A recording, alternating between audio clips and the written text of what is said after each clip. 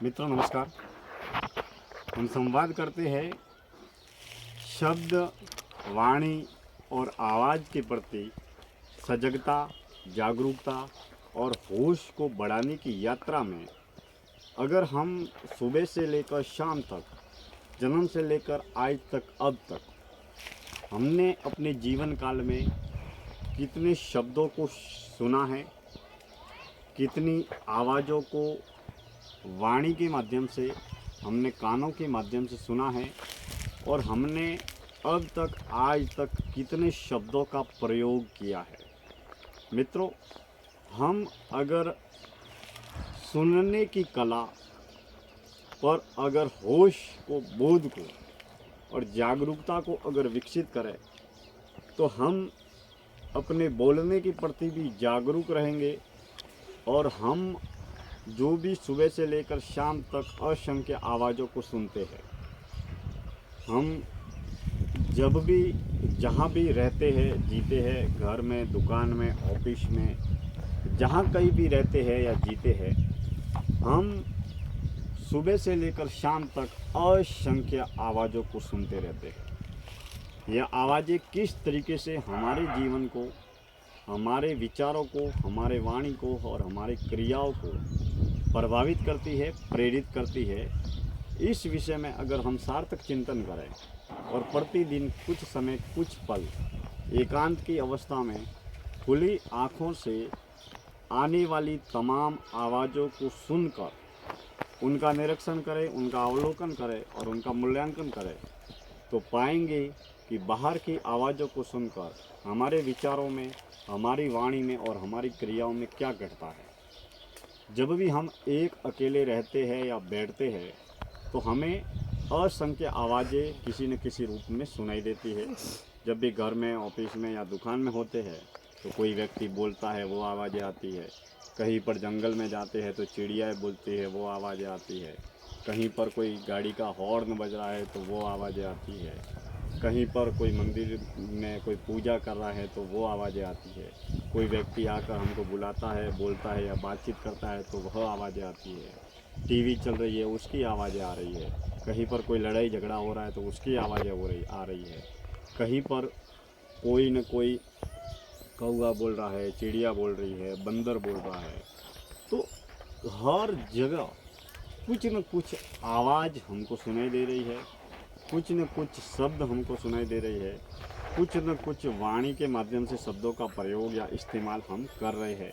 अगर हम 1 घंटे, आधे घंटे भी एक अकेले एकांत में रहकर केवल कानों से जो सुना जा रहा है और कानों में जो भी आवाज़ आ रही है उसके प्रति अकर्ता, दृष्टा या साक्षी बनकर केवल आवाज़ों को सुनने का प्रयास या अभ्यास करें तो मित्रों, इस प्रयोग के माध्यम से हम कानों के प्रति और आवाज़ों के प्रति जागरूक रहेंगे, सचेत रहेंगे। मित्रों, एक व्यक्ति जब कोई भी अपना मनपसंद भजन सुनता है या गीत सुनता है तो उसके साथ में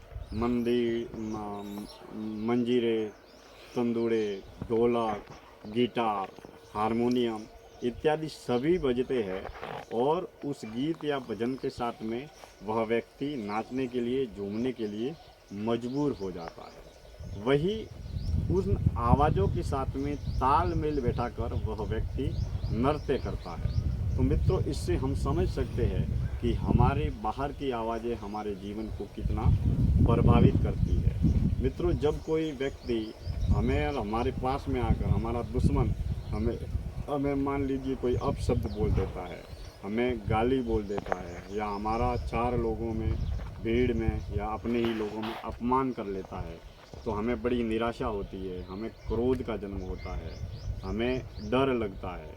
या फिर कोई व्यक्ति 4 लोगों में या सार्वजनिक मंचों पर हमारे किए हुए कार्यों की तारीफ करता है, हमारी सराहना करता है, हमारी प्रशंसा करता है, तो ये सब शब्दों की दुनिया है, ये सब आवाज़ों की दुनिया है। उन आवाज़ के प्रति, उन शब्द के प्रति हम हमेशा अगर जागरूक रहे, सचेत रहे। मान लीजिए अभी मैं कुछ क्षण के लिए मौन हो जाऊं और बाहर आने वाली आवाज़ों का अवलोकन करूं तो हम पाएंगे कि मान लीजिए आधे मिनट के लिए हम मौन रहे।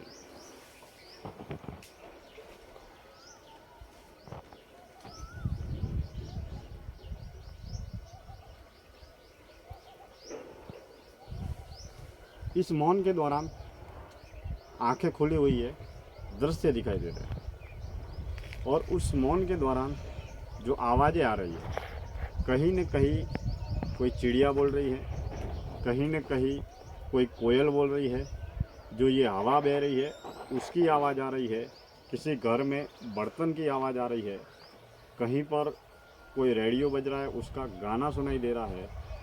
यहीं पर आसपास में जो बंदर है वो उछल कूद कर रहे हैं, उनकी आवाज़ें आ रही है।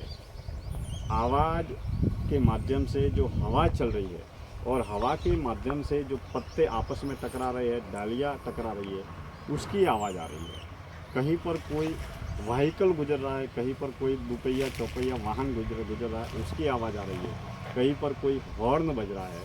तो इत्यादि तरीके से हम ये छोटे छोटे प्रयोगों के माध्यम से आवाज़ पर, शब्द पर, वाणी पर अगर अवलोकन करें, निरीक्षण करें, तो मित्रों हमारे जीवन में एकाग्रता बढ़ेगी, सजगता बढ़ेगी, जागरूकता बढ़ेगी और होश बढ़ेगा, जिसके माध्यम से ये छोटे छोटे महान प्रयोग हमारी पंच ज्ञान इंद्रियों के प्रति और पंच कर्म इंद्रियों के प्रति सजगता और जागरूकता बढ़ाने में बहुत ही मूल्यवान और महत्वपूर्ण साबित होते हैं। मित्रों, दैनिक व्यवहारिक जीवन में अगर हम पंच ज्ञान इंद्रियों के प्रति सजग, सचेत और जागरूक रहने का प्रयास करें तो मित्रों हम जीवन के हर तल को समझ पाएंगे, क्योंकि जीवन का निर्माण पंच तत्वों से हुआ है और पंच ज्ञान इंद्रिया और पंच कर्म इंद्रियों से ही जीवन का संचालन होता है, निर्देशन होता है, और उसके माध्यम से ही जीवन की गति तय होती है।